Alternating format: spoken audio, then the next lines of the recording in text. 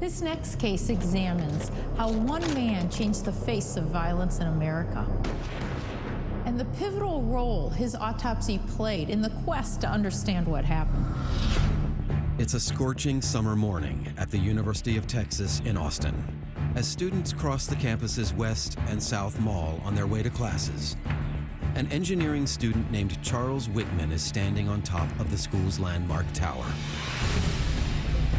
He's over 6 feet tall, blonde hair, blue eyes. He's quite an impressive physical specimen.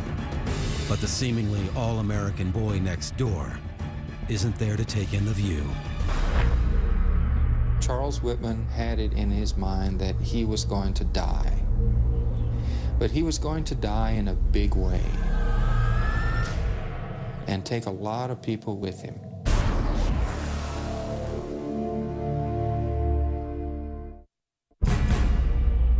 On top of a clock tower, at the center of the University of Texas campus, a 25-year-old student named Charles Whitman carefully unpacks a cache of weapons from his Marine issue footlocker.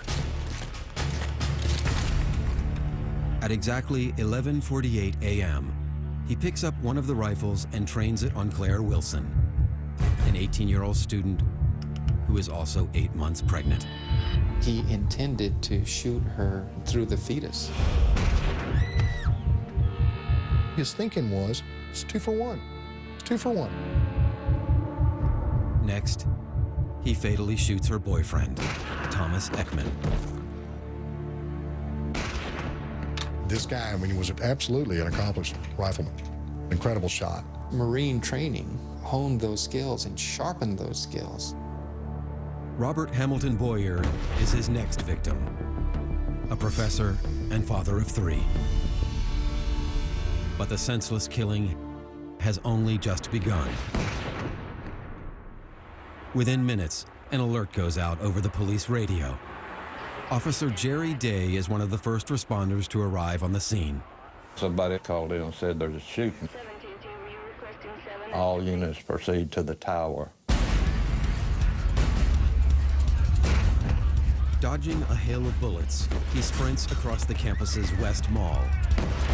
There were bodies everywhere. I could see people laying down everywhere, especially on the South Mall. Everybody was carrying people, doing what they could.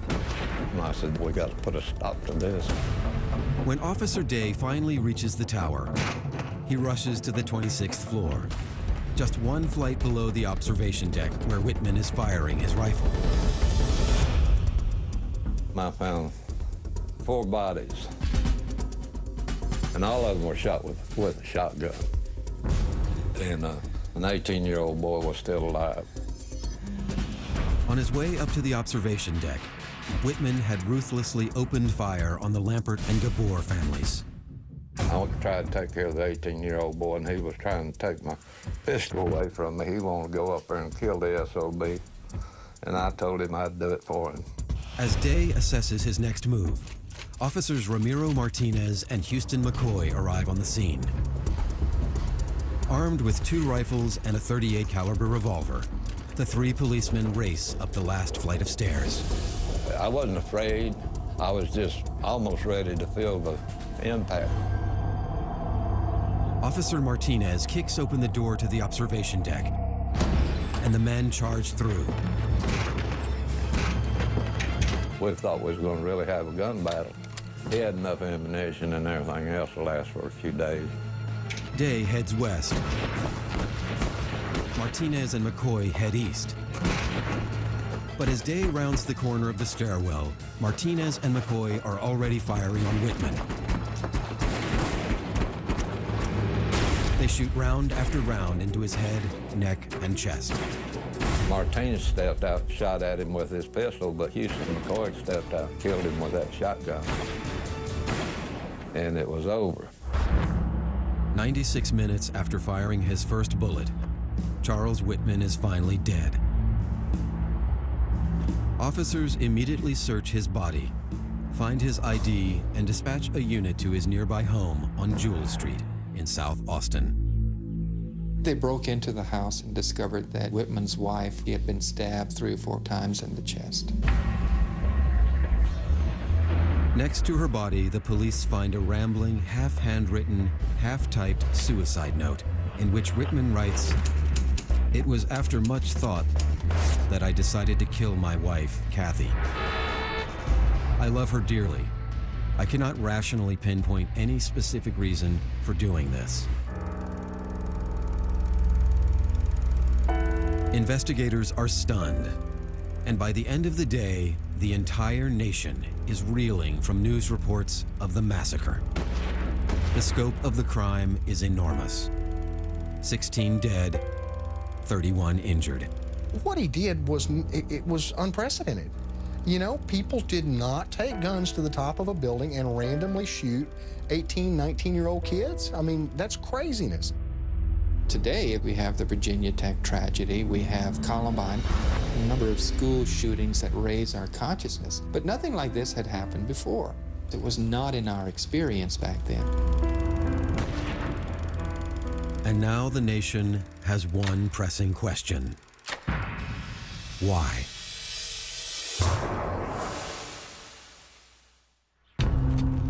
Within hours of the shooting, investigators scramble to find an answer. They begin by questioning everyone who knew Charles Whitman. People liked him and admired him and thought, oh, he's a great guy. On the surface, Whitman seemed to be leading a charmed life, a Marine scholarship at UT, an adoring wife, and a leadership role with the Boy Scouts. But as they dig deeper, investigators learn that Whitman was actually a very troubled man. And in his suicide letter, he expresses a deep hatred for his father. You understand that? I'm the boss, not you. Charles Whitman's father was physically and emotionally abusive of his entire family. Charles Whitman's father also was a big gun proponent. So he grew up in a house that guns were a big part of and violence was a part of. By the spring of 1966, Whitman's life is spiraling out of control. This guy was failing on every front. He was not doing well in school, and he got fired by the Boy Scouts. He was not able to hold a job. His marriage was falling apart. And it isn't long before Whitman begins taking his frustrations out on Kathy. He beat his wife. Once you've been abused, you've got these thoughts. People feel vulnerable, and they don't like that, and they want to become perpetrators rather than victims. They become more dangerous. Kathy had been pushing him to visit a psychiatrist because he was a very troubled young man. I had this fantasy that The police soon discover that just 6 months before the shooting, Whitman had in fact visited the university psychiatrist. One of the things that Whitman complained about was frustrations against the university and his academic problems. Whitman also complains of incapacitating headaches. It's making it hard to think about a judgment. But that's not all. Whitman told him that he thought about going up to the top of the tower with a deer rifle and killing people. Shoot them in the head if I can. And the psychiatrist wrote a report that today seems very, very disturbing. He interpreted that as a passing fantasy. Digging deeper, the police also learned that Whitman had been taking the drug Dexedrine. Dexedrine is an amphetamine. It was common on college campuses back then. We know that Whitman took Dexedrine to stay up all night and study regularly. Amphetamines are central nervous system stimulants. They cause you to be more active, more awake, more alert. But they can also cause nervousness, jitteriness. They can increase your blood pressure. With chronic users, they can even cause psychosis and hallucinations and paranoia. Amphetamines produce a particular kind of psychosis. It's always a paranoid psychosis. In fact, on the day of the shooting, officers McCoy and Ramirez found a vial of the amphetamine stuffed into one of Whitman's pockets. Investigators now wonder if an amphetamine psychosis, along with Whitman's troubled past, are to blame for the shooting spree. But Whitman himself seemed to believe there was another unknown factor at play. In his suicide note, the 25-year-old had written, "I don't really understand myself these days. Lately, I have been a victim of many unusual and irrational thoughts." And at the end of the letter, Whitman had made an unusual request. Do an autopsy on me. Find out what's making me this way. I know it's different from everybody else.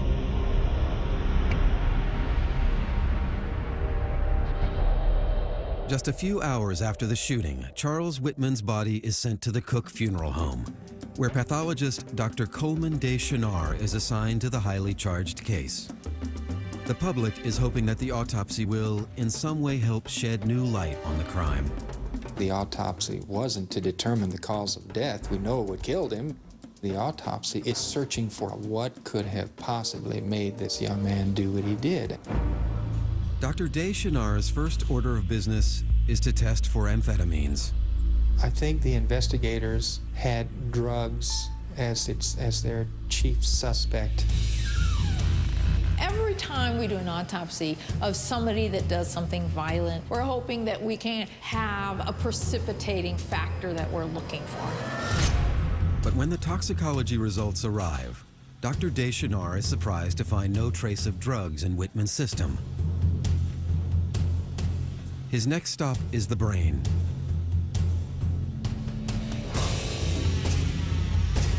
When he tried to remove the brain, it almost literally fell apart in his hand. The organ is a mess, torn to bits and riddled with buckshot. But as Dr. Deschanard deftly works his way into the inner lobes of the brain, he makes a shocking discovery. We were all amazed.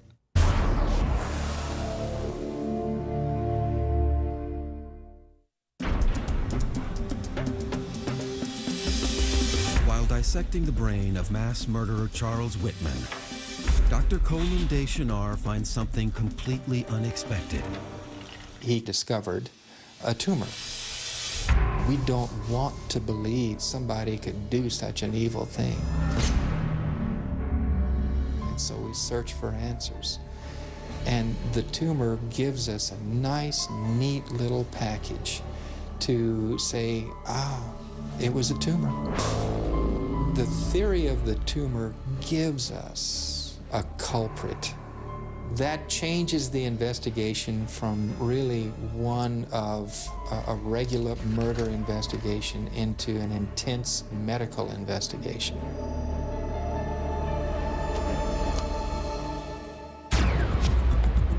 The public's overwhelming desire to understand Whitman's motivations prompts the governor of Texas, John Connally, to gather the brightest doctors in the country in an effort to re-examine the entire case. It was a star-studded panel. They were the best.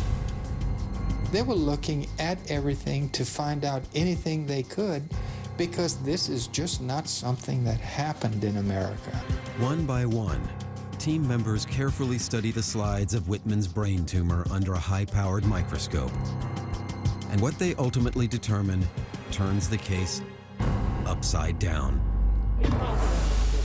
And the pathologist on the commission said, no, this is not a slow-growing tumor. This is a rapidly growing tumor, a really bad tumor. Even more shocking, the commission concludes that it could also explain his drive to kill. That's because the bean-sized tumor is pushing up against the thalamus, the part of the brain that regulates sensation, motor skills, consciousness, and most importantly, impulse control. If you interrupt the thalamus, you get a loss of ability to prioritize, a loss of judgment, a loss of ability to inhibit impulses and desires. The tumor location is important because different parts of your brain do different things. The tumors in this area may be associated with some behavioral problems. This tumor may have pushed Whitman over the edge. I'm gonna shoot as many people as I possibly can.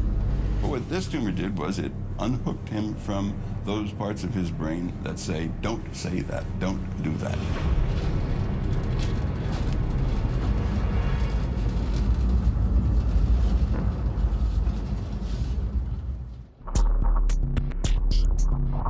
Most people who have got a brain tumor are not violent. Most people who are mentally ill are not violent. Most people who have been terribly abused are not violent. But when you put those three factors into one individual, I think the chances of violence are very high.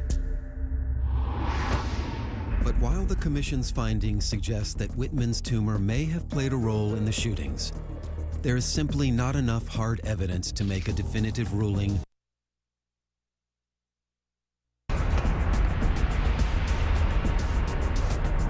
The Conley Commission states we're never going to definitively say whether that tumor precipitated this heinous act. And I have to agree with that. It would be wildly speculative. Could it have played a role? You bet it could have played a role. But it may have not played a role. To this day, people continue to speculate about what drove Whitman to kill. While some people believe the tumor may have played a role, others are convinced that Charles Whitman was simply an evil man. I don't think the tumor had anything to do with it. I really don't think his childhood had much to do with it. I just believe that this is the way he was. I mean, this guy was playing God on that tower. You die, you die, you die. One of the frustrating things about this case is that none of us will ever know with absolute certainty why Charles Whitman did what he did